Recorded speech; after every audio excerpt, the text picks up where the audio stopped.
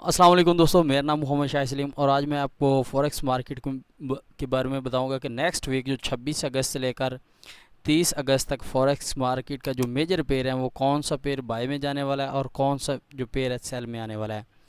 तो सबसे पहले शुरू करते हैं यूरो यूएसडी से।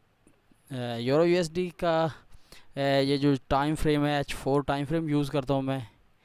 इसमें ये है कि अभी जो करंट मार्केट चल रही है ना, अभी मार्केट चल रही है 1146 पर, ठीक है, 1.1146 पर, ठीक है। नेक्स्ट ये क्या होगा कि इसके ऊपर ना एक ये देखें, ये इस आएगी वापस, ये जो येलो लाइन ड्रा करके रखी है ना मैंने, ये आएगी, इसको टेस्ट करेगी, ठीक है। टेस्ट करने के बाद ये 11/6 को, ठीक है ना, इसको टेस्ट करने के बाद ये फिर बाय में जाएगी, ठीक है। इसका जो इसको अगर हम यहाँ से कोई कंफर्मेशन आपको कैंडल, मेरा तो काम ये होगा कि जब ये इस लेवल को टेस्ट करने आएगी ना 11/6 को, तो यहाँ से कोई कंफर्मेशन कैंडल मिलती है तो मैं बाय में बैठ जाऊँगा, ठीक है। और मेरा जो एसएल होगा ना वो होगा, यहाँ से अगर कोई एंट्री मिलती है तो तकरीबन यहाँ तक, ठीक है, से यहाँ तक, ठीक है। और टारगेट वन मेरा होगा ये वाला, ठीक है, 1199, यानी कि 1.1199, ठीक है। और टारगेट टू जो होगा ना वो 1343 तक में जाऊंगा, इस लेवल तक।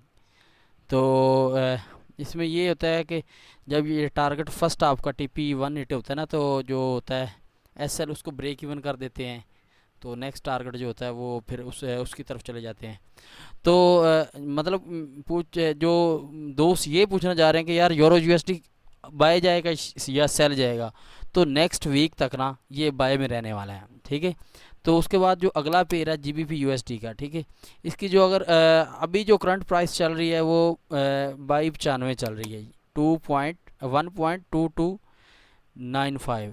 स्प्रेड थोड़ा सा ज़्यादा होता है ना फॉरेक्स, जब मार्केट बंद होती है, क्लोज होती है, तो उसमें स्प्रेड ज़्यादा हो जाता है।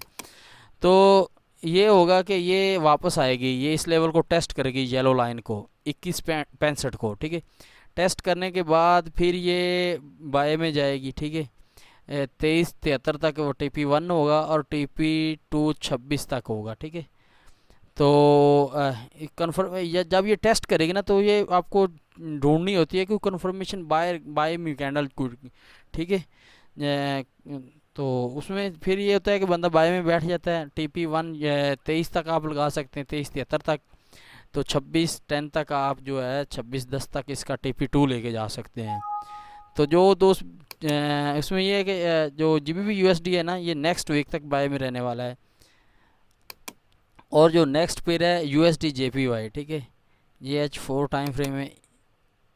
अच्छा, ये क्या करेगा, ये भी बैक जाएगा, इस लेवल को टेस्ट करेगा 1 हाँ 106.539, यानी कि ये इसका बन रहा है रेजिस्टेंस बन रहा है, ठीक है ना, इस लेवल का। ये परफेक्ट मैंने निकाल के ना रखा है, डेली के टाइम फ्रेम से आप चेक कर सकते हैं, ठीक है। तो ये देख लें, ये एक मेजर इसका रेजिस्टेंस बन रहा है। उसके बाद ये आएगा 104.70, यानी कि 70 तक आएगा, ठीक है।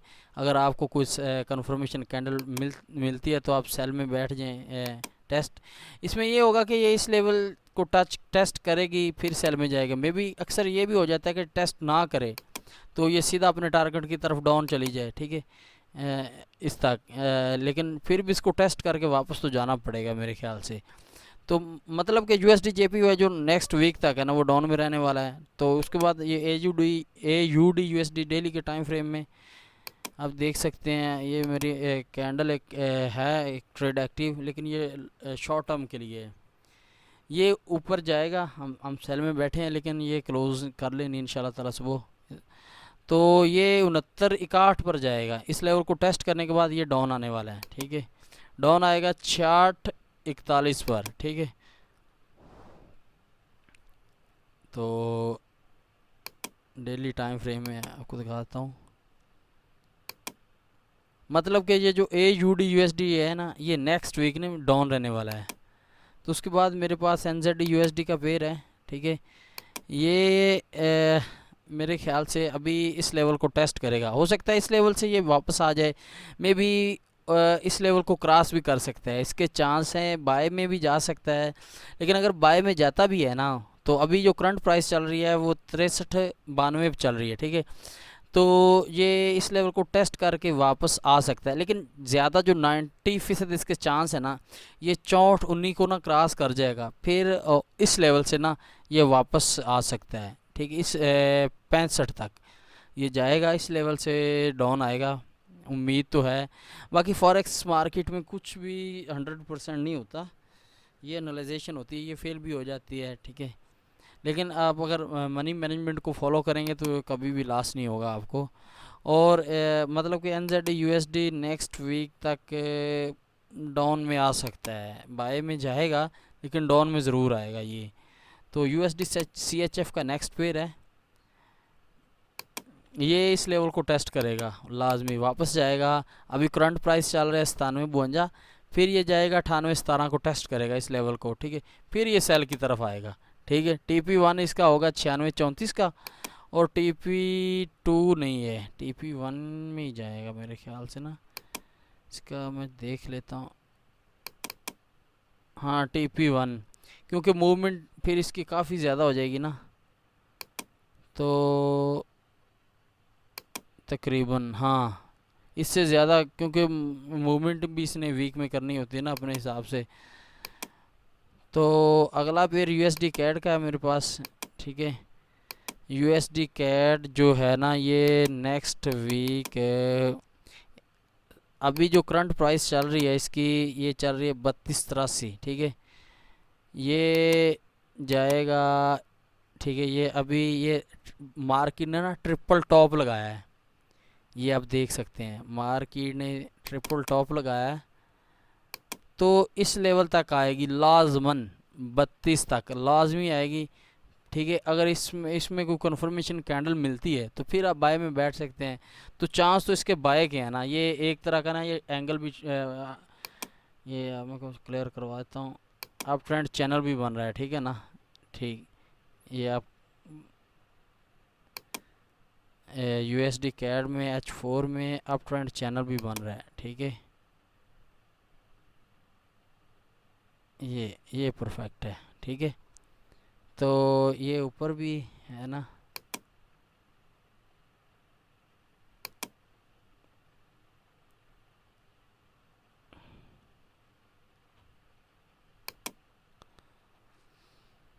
तो इसके ज़्यादा चांस तो बाय में हैं, लेकिन ये इस लेवल को टेस्ट लाजमी करेगा मेरे ख्याल से ना, 32 को। तो फिर ये बाय में, क्योंकि मार्केट ने अभी ट्रिपल टॉप लगा दिया है, तो उसके बाद तो ये यकीनन है ना कि मार्केट ने वापस आना है। तो अ, उसके बाद ये पेयर है, मेरे ख्याल से सारे का बता दिए।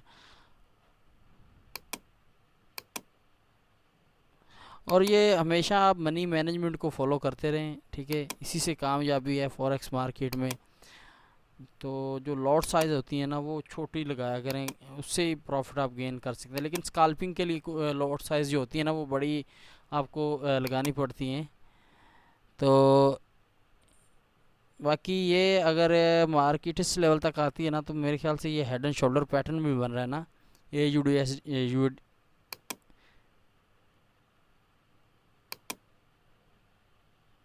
हाँ तकरीबन। बाकी मिलते हैं इंशाल्लाह ताला अगली वीडियो में। उम्मीद है आपको ये वीडियो अच्छी लगी होगी।